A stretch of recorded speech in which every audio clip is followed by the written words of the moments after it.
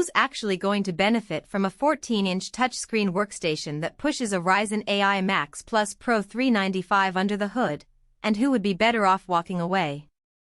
If you're wondering whether the price tag makes sense for a regular office day or if the high-resolution panel is overkill for a freelancer who mainly writes code, you're not alone. Link is in the description if you want to check the product details on Amazon.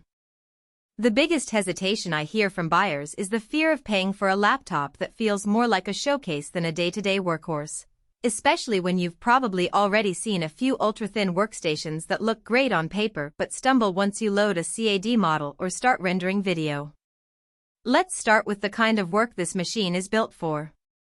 The ZBook Ultra's AMD Ryzen AI Max Plus Pro 395 brings 8 cores and 16 threads, plus the AI-accelerated instructions that AMD advertises for tasks like real-time video upscaling and on-the-fly data analysis.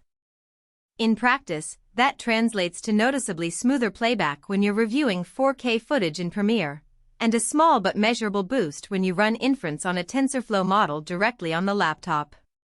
If you're a mechanical engineer who needs to spin up a SolidWorks assembly, or a GIS analyst pulling layers of satellite imagery, the extra AI lanes can shave seconds off what would otherwise be a laggy experience on a standard Ryzen 7.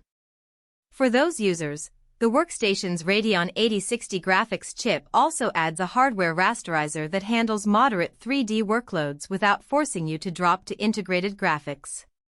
Now, who should skip this? If your daily routine is mostly email, spreadsheets, and occasional web browsing, the ZBook Ultra is likely overkill.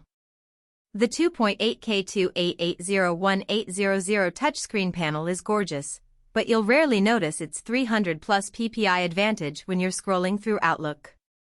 And because the laptop packs a high-performance GPU, the battery life sits in the 67-hour range under mixed use. Nothing terrible, but far from the 10+ hours you'd get from a conventional Ultrabook. If you're a student or a remote worker whose workload rarely exceeds a browser tab or a Word document, you'll be paying a premium for power you'll never tap.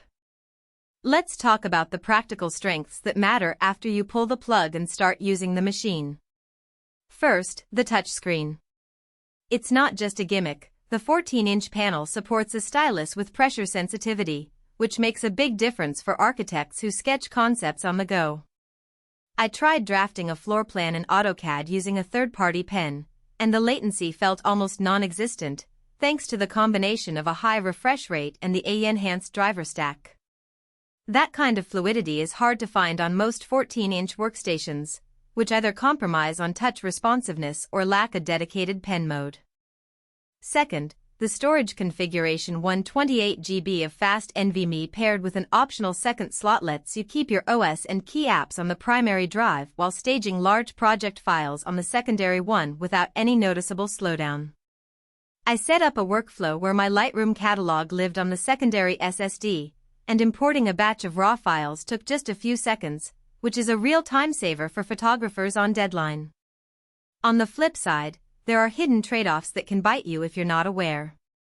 The keyboard, while comfortable enough for long typing sessions, sits a bit shallow because the chassis has been thinned to accommodate the touchscreen and the cooling solution.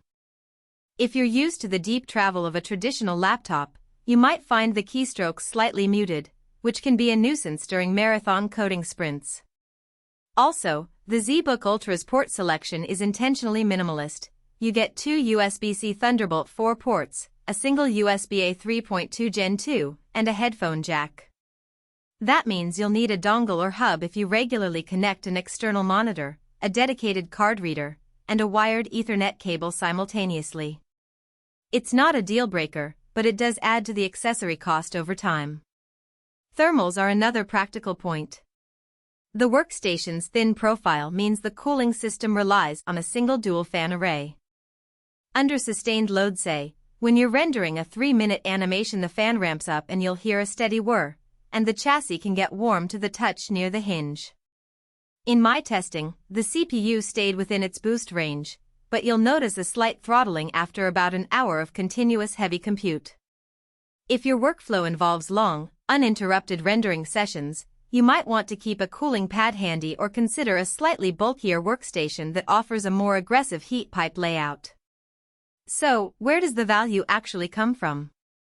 The headline specs high-resolution touchscreen, AI-ready Ryzen, Radeon 8060 are impressive, but the real moneymaker is the combination of those features in a portable 14-inch form factor. You're getting a machine that can serve both as a creative sketchpad and as a modest 3D workstation without hauling a separate tablet or a desktop GPU rig. For freelancers who pitch to clients on site and need to